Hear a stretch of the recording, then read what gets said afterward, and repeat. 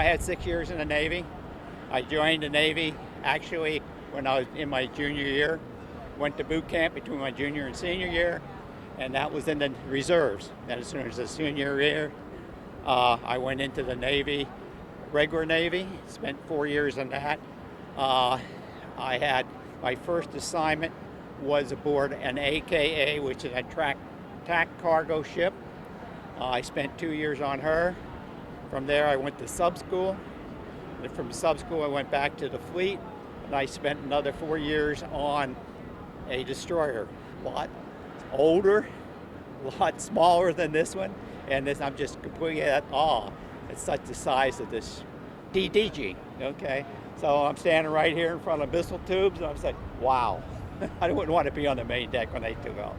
It's been about 20 years since I was on an old destroyer, period. It was up in Boston, Massachusetts, right up by Old Ironside at the end of the pier.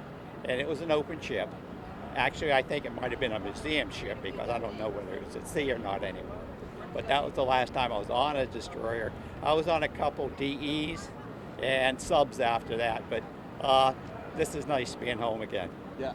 Oh, it's really great because what was it? I was probably 60 years since I was on my destroyer, and see what happens. And this is like bringing me right back to my past. And also, I'm very involved with the Fleet Reserve, and that's always Navy, Marine, and Coast Guard.